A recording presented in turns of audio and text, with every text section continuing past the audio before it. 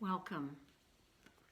Today I felt compelled to respond to the murder and lynching of George Floyd in Minnesota last week, and the ensuing riots and peace marches that are happening all over the world in a response for Black communities and those who have suffered racism seeking to have their voice heard. And for all of us who want to support you and the outpouring of compassion and love for wanting to stand up for our Black sisters and brothers and all who suffer racism. So let's just begin with gathering ourselves in, just sitting up straight and closing our eyes and orientating ourselves to God who is with us and within us. And on our in-breath, just opening to God.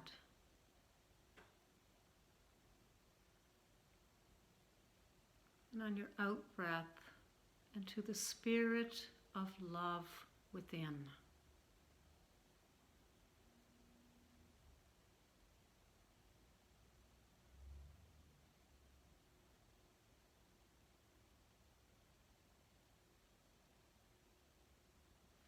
Amen. I want to share a picture with you and a poem. This is called, you can see that, I hope. This is called Girl Praying, and it was painted by George Tucker. And the poem is Wrapping My Heart Around It. I'm having a hard time wrapping my head around all of this. That's what I find myself thinking. Then I hear a small yet powerful voice saying, "Don't even try.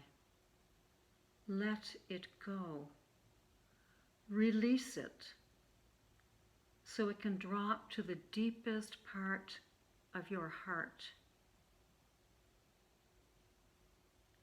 I ask God to help me to hold it gently in that holy place of love. I invite God to open to all of it, all of these confusing and scary thoughts and feelings, and to let divine love enfold it all.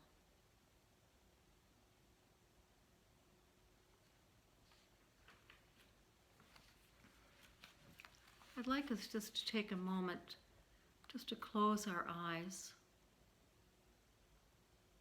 and to begin to notice the compassion within your own heart for all of those who are suffering in this moment.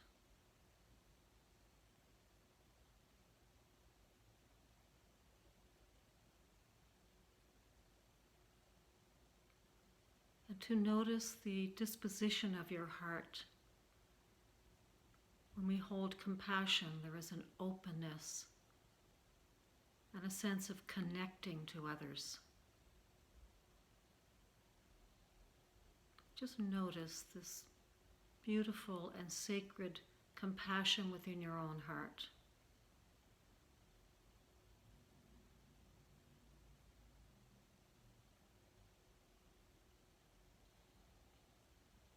And to trust that within you is the compassionate heart of God, more spacious than we can imagine, more compassion than we can imagine, that is holding all of us, especially those who are suffering so deeply.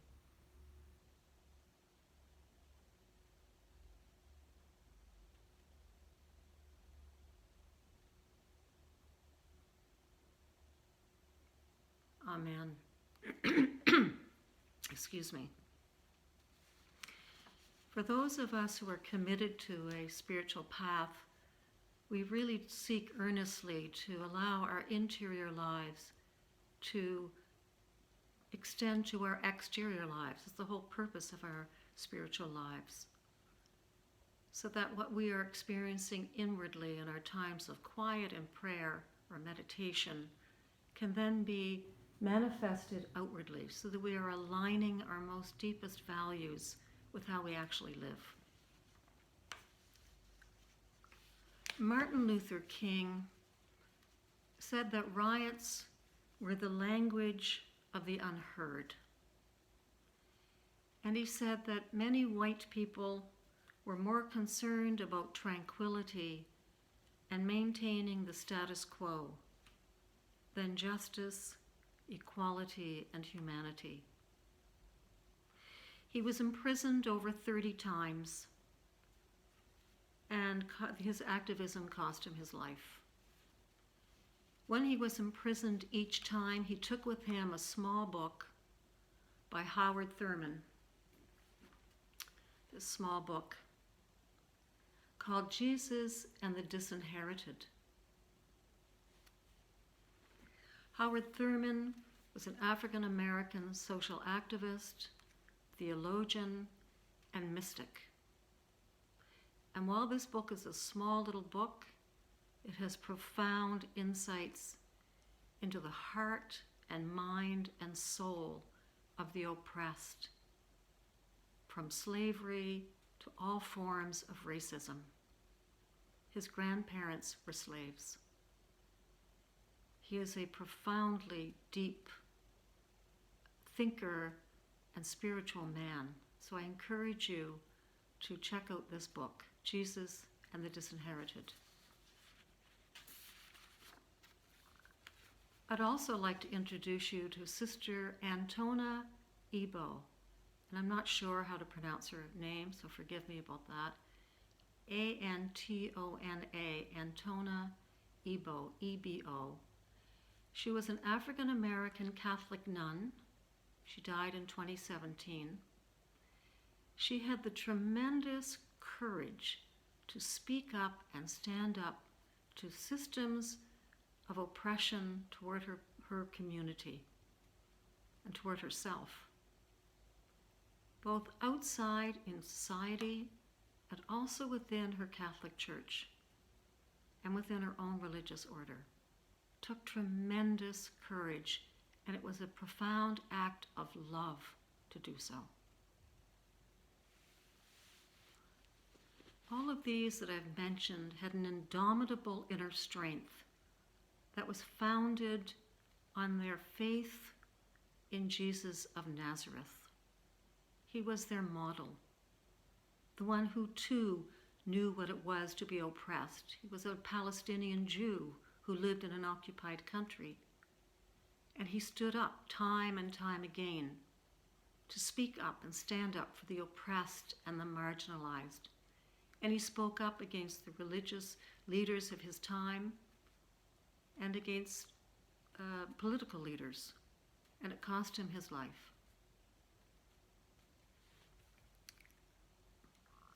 So I'm going to just invite us to stop for a moment and to close our eyes and to hold all of these profoundly courageous and deeply loving people,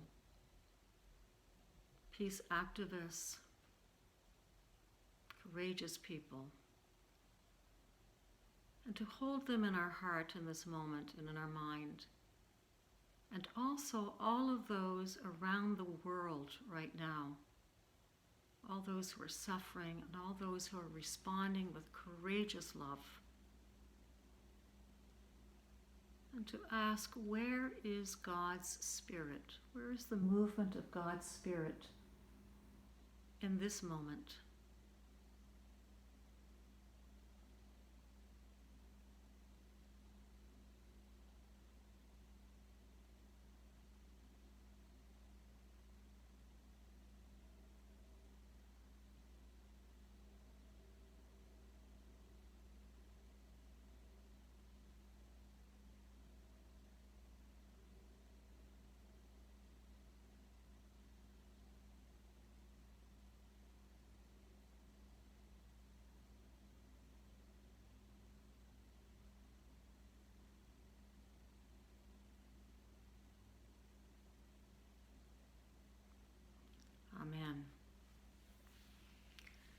like to look at some other activists. Olga Segura, Segura. Olga Segura is a young African-American social activist and writer. She writes for the Jesuit publication called America. And she has a forthcoming book, Birth of a Movement, Black Lives Matter and the Catholic Church. So I look forward to reading that, and I encourage you to read it as well. We need to recognize that racism is not just an American problem, or mainly an American problem, and that we need to really humble ourselves as Canadians to really look at our own home, in our own relationships. So I'd like to mention first and foremost Viola Desmond, who really helped to start the civil rights movement in Canada. She was an African Nova Scotian and a civil rights activist. In 1946, she was forcefully removed from a section that was reserved for whites in a New Glasgow movie theater. She refused to move when they asked her to, so they forced her, and they placed her in jail overnight. Her husband urged her to do nothing, to let it go, out of fear, of course, out of fear of repercussions. But she went to her church leaders at the Cornwallis Baptist Church, where Reverend Oliver and his wife encouraged her to take action, and she did. She is a model of us of courage and deep love. Her courage to speak up against oppression was a practice of profound love. There is a film called There's Something in the Water by Ellen Page that just came out, and it's on Netflix. And it highlights the Black and Indigenous women leaders who had the courage to stand up against government and corporations, to defend their people whose communities were being tragically affected by ecologically racist decisions. Boat Harbor is one example, where these women, groups of women, stood up and led their communities to take a stand, which, as we know now, the pulp mill will be closed in Pictou and the Boat Harbor cleanup will begin. But it took many years of tremendous courage, and that also was an act of profound love. So it's a must-see. I think all Nova Scotians, all Canadians should see this film, There's Something in the Water, and all churches, so that we can encourage social activism and social rights within our own church, which is really following the model of Jesus of Nazareth. And lastly, I would like to mention Sister Dorothy Moore. She is a Mi'kmaq Catholic nun and a sister of St. Martha. And she has given her life to advocate for her people. And she has received the Order of Nova Scotia and the Order of Canada for this work that she has done. She has great empathy for what the Black community is going through. She says she has an inkling of that because she has experienced racism when she was a child. And whenever she left the reserve, she was hurt by acts of racism. She has words of encouragement for us. She says that God is colorblind, and we need to be colorblind. She said God has created all of us and loves all of us. Black, brown, red, white, green, blue, doesn't matter. Each one of us has been created in the image and likeness of God. So we have an invitation to be colorblind. You may feel that you are too old or too tired or already too engaged in activities of good works. So I encourage each and every one of us to be more conscious, more aware of our heart and soul and mind when we are engaged in simple conversations with people, to make sure that we are standing up for the marginalized, that we're not participating in any jokes or accepting or silent of anything that is racist, as an act of courage, as a simple act of courage and a simple but profound practice of love.